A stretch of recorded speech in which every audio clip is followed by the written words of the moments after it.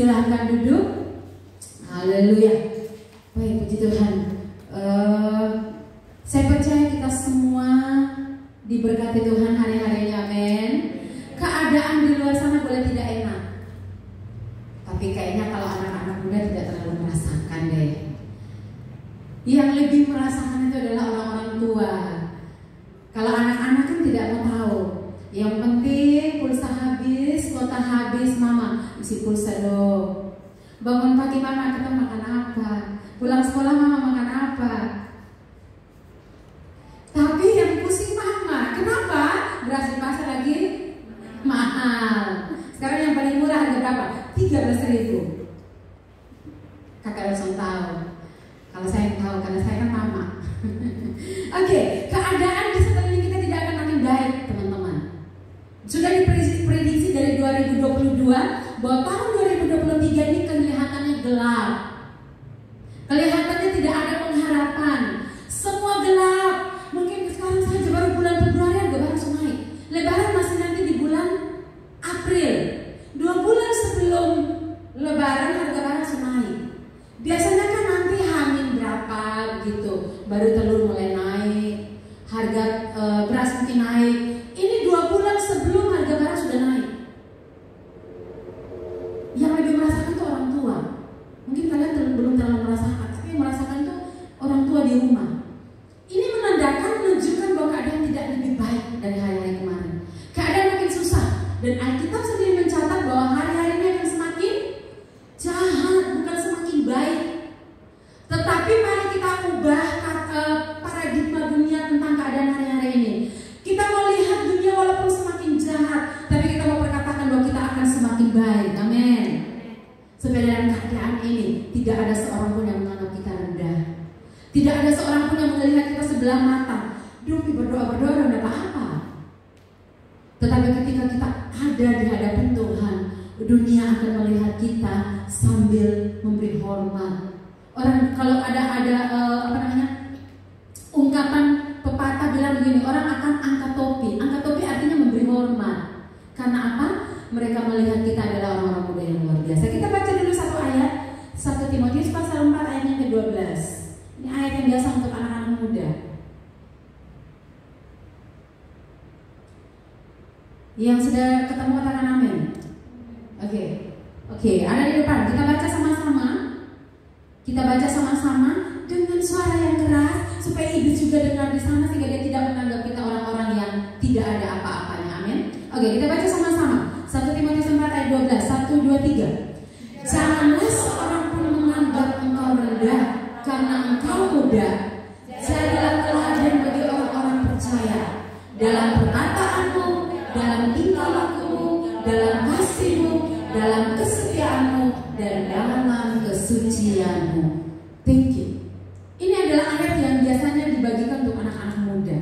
Nah, kenapa saya angkat ayat ini lagi? Mungkin kita sering dengarkan, tetapi percayalah bahwa malam hari ini ada pesan yang lebih, yang lain yang perlu teman-teman dengarkan dan kita sama-sama melakukan. Nah, judul renungan saya malam hari ini adalah waspadai virus yang mematikan potensimu. Kita semua, kalian semua anak-anak muda yang punya potensi yang luar biasa. Mungkin hari ini kita belum menyadari kok saya kayaknya begini, sukurus lah, kering lah. Biasanya orang bilang kurus kering, toh? Sukurus lah, kering lah. Sebegini orang lihat beta pikir beta kurang gizi. Tidak peduli apa keadaanmu, tidak peduli dengan keadaan fisik kita. Tapi kalau ada Tuhan dalam hidup kita, seorang pun tidak bisa menganggap engkau rendah.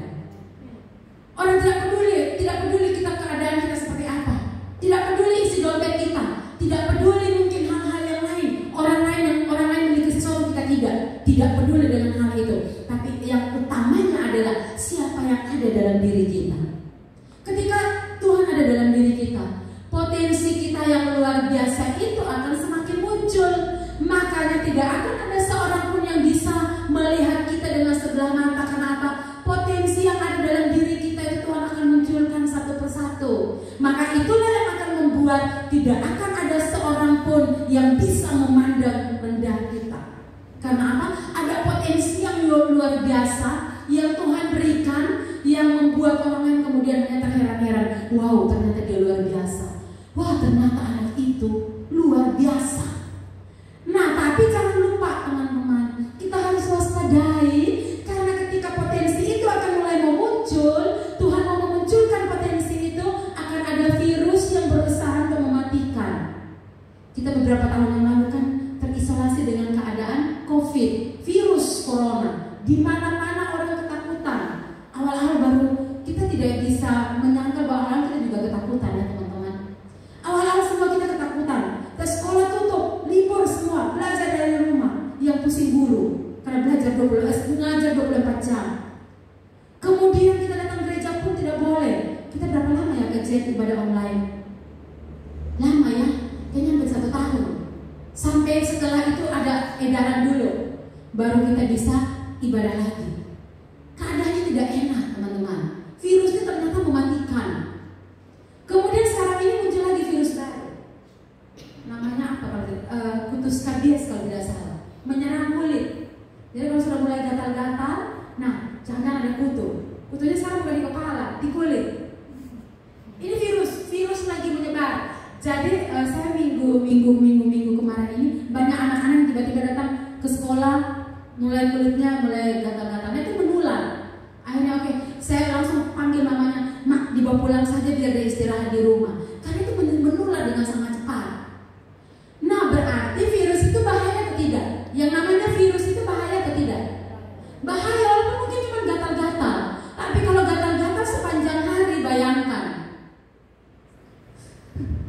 Kalau di sini, muncul di sini, mau di sini, semua gatal.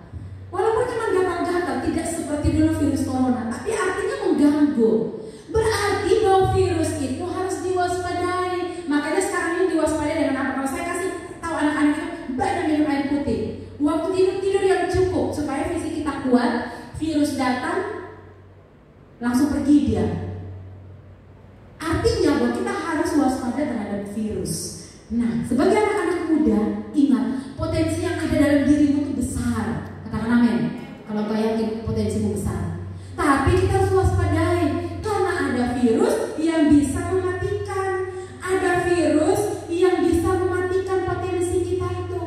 Pernahkah teman-teman ketika di depan laptop sudah kerja tugas dari pokoknya sudah lengkap, tinggal mau kirim, tiba-tiba laptop hang.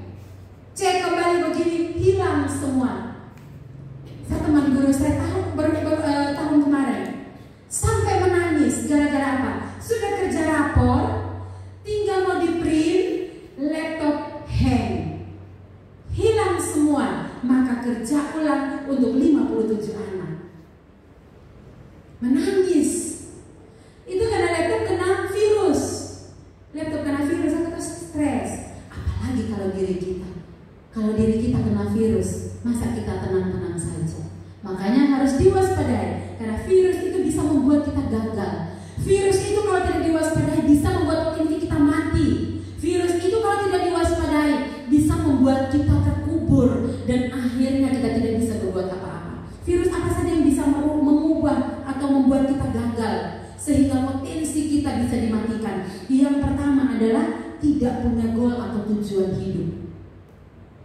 Seseorang kalau kita tanya dia, kamu mau kemana? Kalau misalnya tiba-tiba saya ketemu kajian di depan, saya lagi jalan misalnya, saya ketemu kajian, "Kak, mau kemana?"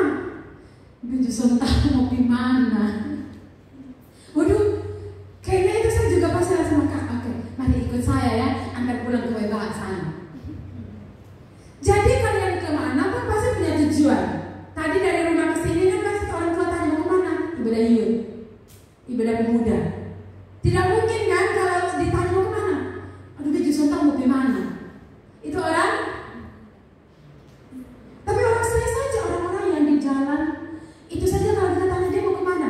Mau pergi tante ke rumah. Walaupun dia mungkin semua orang dianggap dia tante ke rumah, mau dia pergi. Tapi artinya dia punya tujuan.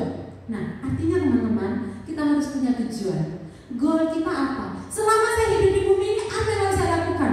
Setelah saya tamat nanti saya mau kemana? Harus dipikirkan dari sekarang. Saya beberapa bulan yang lalu saya ngomong sama Grace, kamu sudah kelas 1, sudah SMA, jangan tunggu kelas 3 baru tentukan saya mau kemana. Tapi dari sekarang saya harus pikirkan. Kemarin waktu kita doa malam saya bilang sama Piva, kamu walaupun baru kelas 3, nanti 3 tahun lagi baru tamat SMA, sudah harus pikirkan dari sekarang. Kamu nanti mau kuliah kemana? Pikirkan dari sekarang. Jangan tunggu saya SMA kelas 3 baru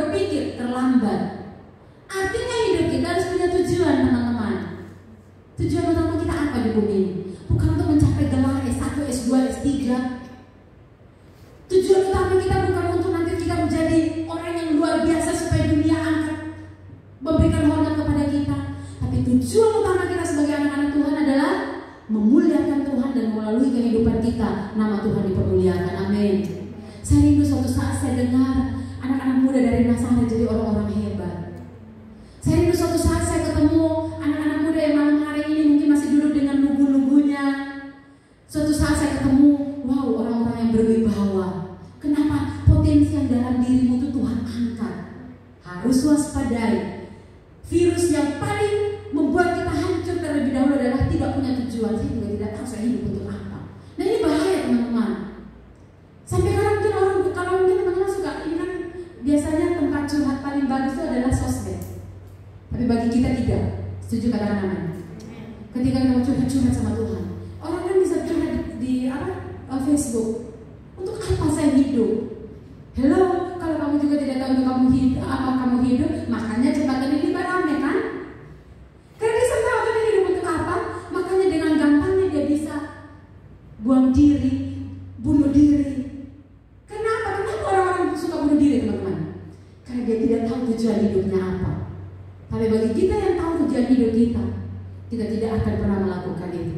Mau seberat apapun masalah kita, mau sebesar apapun pergumulan kita tidak akan pernah terpikir untuk mengakhiri hidup kita. Karena kita tahu tujuan akhir hidup kita nanti ini, kita akan kembali, kita akan berhadapan dengan pencipta kita. Dan kira-kira bayangkan sudah teman-teman, kira-kira ketika kita di sana apa yang mau kita pertanggungjawabkan?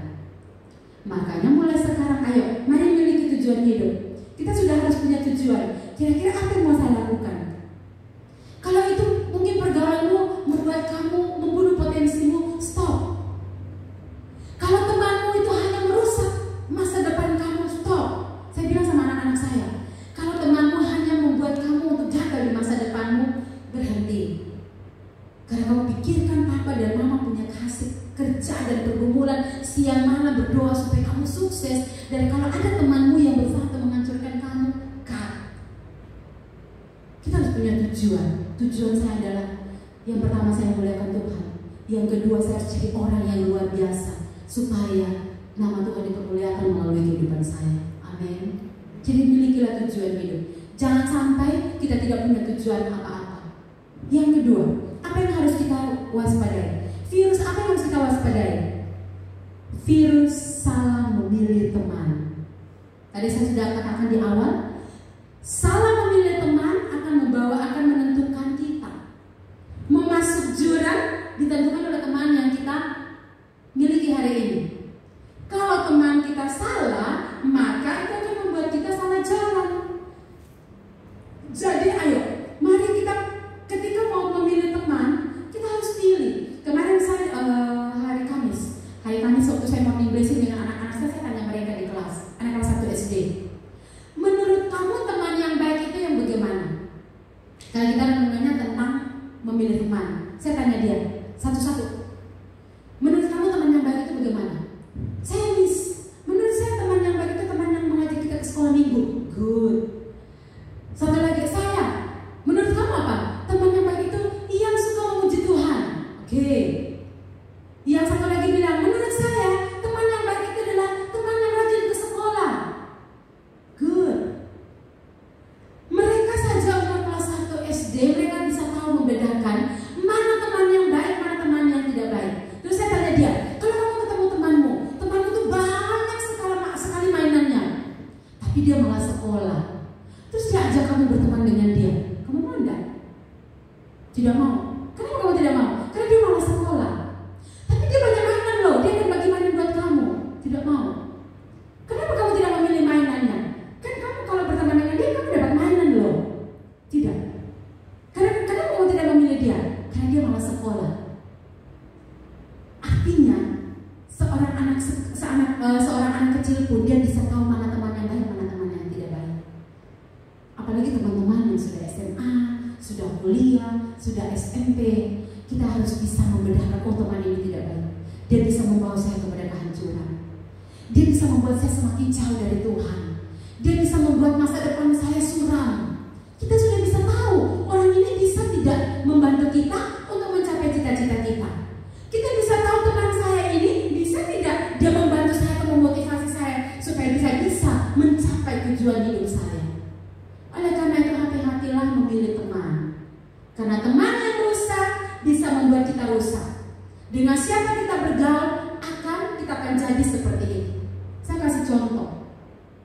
Kita mungkin orang baik, kita tidak pernah maki. Seumur hidup kita tidak pernah maki. Tapi kalau kita setiap hari bergaul dengan orang yang suka maki, tiap hari dengar dia keluar dari mulutnya adalah makian, dan setiap hari kita dengan dia, lama-lama percaya atau tidak, telinganya akan terasa nyaman. Awal-awal mungkin kita terlihat sakit karena memang kita tidak pernah maki. Awal-awal kita akan merasa terganggu. Udah mulut kotor ya. Tapi karena kita masih terus berteman dengan dia, mungkin gara-gara dia suka traktir kita, akhirnya kita nyaman. Lama-lama telinganya akan nyaman. Jadi berawal dari nyaman dulu. Dari tidak suka, terus terbiasa dulu, terus mulai merasa nyaman. Ya udahlah, tiap hari juga dia omong begitu, kita dengar terus. Akhirnya sudah nyaman. Lama-lama nyaman, maka akhirnya kayaknya biasa saja. Virus menular toh, maka lama-lama kita juga tanpa sengaja, karena dia kalau kaget pun permisi yang tidak perlu dikeluarkan, maka suatu saat tanpa sadar, karena sering bergaul dengan dia, maka waktu kita mau jatuh, keluar ke dia punya. Karena apa? Sering didengar. Apa yang sering masuk melalui telinga itu akan membuat kita, membentuk kita menjadi seperti itu. Sekarang teman-teman memutuskan mau berteman dengan siapa. Teman kita hari ini akan bisa menentukan. Masih ingat khotbah dari Ibu Pendeta beberapa minggu lalu? Tunjukkan kepada saya temanmu, maka saya akan tahu masa depanmu. Artinya bahwa pengaruh teman itu terlalu besar. Pengaruh dari seorang teman itu luar biasa, teman-teman. Kenapa kita tidak bisa menjadikan Tuhan itu menjadi pengaruh yang lebih besar buat kita? Timotius ini adalah orang yang luar biasa. Dia orang muda yang luar biasa. Makanya saya sudah ketemu beberapa nama anak-anak yang Timothy itu keren ya, Timothy. Tidak hanya nama, tapi saya percaya waktu mama mau kasih nama, papa dan mama mau kasih nama, dengan satu keyakinan bahwa Timothy akan jadi orang yang luar biasa seperti Timotius. Nah sekarang dia luar biasa, prestasinya mantap. Sedikit promosi ya kak, tidak apa-apa. Juara 1 loh pidato bahasa Inggris. Bangga kan pemuda di SJA? Daripada bikin mabok di jalan sana, mabok terus mau bangga. Beta itu kan mabok, usah beta. Mereka udah bisa jatuh teman-teman. Yang begitu tidak perlu dibanggakan, oke? Tapi banggalah ketika kau punya prestasi. Banggalah ketika kau punya sesuatu. Maka tidak akan ada seorang pun yang bisa merendahkan kita. Amin. Saya percaya anak-anak muda di GSA sangat luar biasa. Mungkin bukan cuma Timothy sekarang. Yang lain ayo tunjukkan bahwa kita anak-anak muda yang luar biasa. Amin. Wah, saya juga kaget juga, bangga juga saya. Anak saya ini tidak tahu bicara, teman-teman. Tapi kalau dia sudah bisa berdiri di depan sini, luar biasa. Pasti ada semangat yang luar biasa. Ya, setidaknya lebih dari mamanya. Amin, gitu loh. Oke, kalau mama sekarang WR-nya kayak gini-gini saja. Siapa tahu suatu saat kakak bisa jadi lebih baik. Potensi itu Tuhan bisa bangkitkan, munculkan, tapi tergantung kita. Jangan bergaul dengan orang yang ini akan membunuh potensi kita. Jadi teman-teman sekarang pilih temanmu, dengan siapa engkau bergaul hari ini, itu akan menentukan masa depanmu. Amin. Yang ketiga, virus yang harus kita waspada adalah mencari-cari alasan.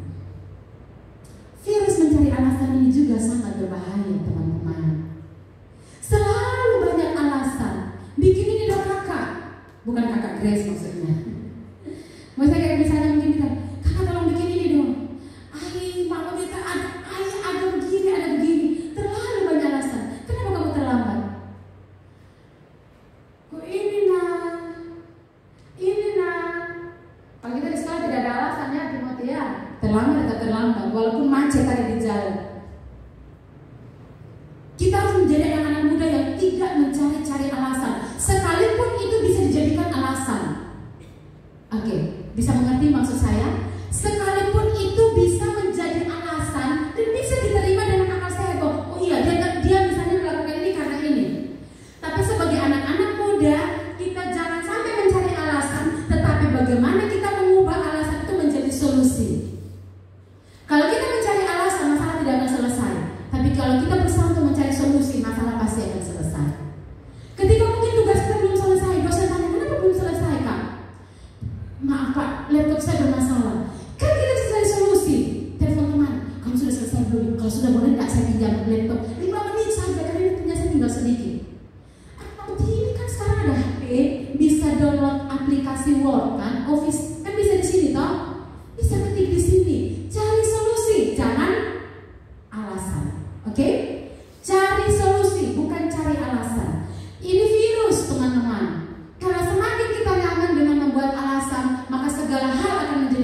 kita. Kalau mau alasan, saya bisa saja kemarin bilang kajian dari Kak, saya hari Sabtu ini saya full. Karena memang hari ini saya keluar dari pagi. Saya tadi pulang ke rumah itu pun karena basah, kehujanan di jalan, saya harus pulang mandi. Tadi rencananya saya dari sekolah langsung ke sini, jadi saya tidak pulang ke rumah. Tapi karena sudah basah saya harus pulang. Saya bisa saja, aduh kajian, maaf hari ini saya sibuk. Saya full jadwal saya dari hari Kamis kemarin, teman-teman. Tapi apakah itu alasan untuk saya membagi berkat buat teman-teman? Apakah itu menjadi alasan untuk saya bisa memberkati teman-teman, memberikan motivasi supaya bagaimana potensi yang ada dalam diri kita tidak dimatikan oleh iblis? Iblis hari-hari ini sementara berjalan, dia akan mencari kira-kira dengan cara apa saya bisa mematikan potensi yang ada dalam dirinya Kak Irma. Iblis juga kerja keras, teman-teman. Dia akan berusaha bagaimana caranya dia mau mematikan potensi yang ada dalam diri Kak Jenny. Dia mau mematikan potensi yang ada dalam diri Piva. Dia mau mematikan potensi yang ada dalam diri Kakak Bella. Dia mau mematikan potensi, dia akan berusaha bagaimana caranya. Maka kita yang harus mulai menjaga diri kita, waspada dan kemudian menjauh. Kalau virus itu adalah teman pergaulan Kak dari sekarang. Kalau virus itu adalah mungkin rasa mindermu, Kak dari sekarang. Jangan pernah minder. Kalau teman-teman ingat saya pernah ngomong beberapa, entah kayaknya tahun-tahun kemarin. Kita ini orang-orang yang luar biasa. Jangan pernah merasa, kenapa saya tidak seperti dia? Kenapa saya tidak hebat seperti dia? Jangan. Itu adalah virus yang iblis sebarkan untuk bagaimana mematikan potensi kamu. Ingat, masing-masing kita Tuhan itu kasih kelebihan. Tidak ada yang bisa berkata saya tidak punya kelebihan apa-apa. Semua kita Tuhan kasih potensi. Yang percaya katakan amin. Oleh karena itu biarkan, buka diri kepada Tuhan. Dan potensi itu Tuhan bisa tambahkan loh. Masih ingat perumpamaan tentang talenta? Ketika yang dapat satu dia pikir sudahlah satu sah, daripada kita bikin kemana dia rusak, kita dapat marah, lebih kita kubur. Tuhan bilang ambil, kasih kepada orang lain yang sudah mengerjakan. Talenta kita, potensi kita ini bisa ditambahkan. Potensi kita ini kita tidak hanya bisa, oh saya punya cuma satu sah, tidak. Tuhan bisa kasih lebih. Tergantung sekarang kita mau tidak menggali potensi kita. Gali potensi dirimu, temukan potensi dirimu, kembangkan bersama Tuhan, maka engkau akan melihat masa depanmu ada. Amin. Amsal boleh berkata masa depan sungguh ada dan pengharapan kita tidak hilang. Tapi tergantung kita mau tidak bergerak ke sana untuk capai apa yang sudah kita doakan, apa yang sudah Tuhan siapkan. Maka mulai malam hari ini buang segala hal yang hanya membuat potensi kita mati. Waspada segala keadaan yang bisa membuat potensi kita hilang. Dan pastikan fokus kepada apa yang mau engkau kejar. Dan lihat bagaimana Tuhan akan mengerjakan sesuatu. Sehingga pada akhirnya ayat ini akan terjadi. Oh, tidak akan ada seorang pun yang bisa menganggap engkau baik. Tapi semua orang akan memberikan pujian. Semua orang akan hormat kepada kita. Orang akan datang belajar dari kita. Dan dia ingin tahu rahasianya apa sih. Kok kamu bisa dengan mudah meraih itu? Saya juga mau belajar. Maka saat itulah teman-teman bisa menjadi berkat. Amin. Siap jadi berkat? Mulai malam hari ini, ayo tentukan. Jauhi virus yang bisa mematikan potensimu. Mari kita semua bangkit berdiri.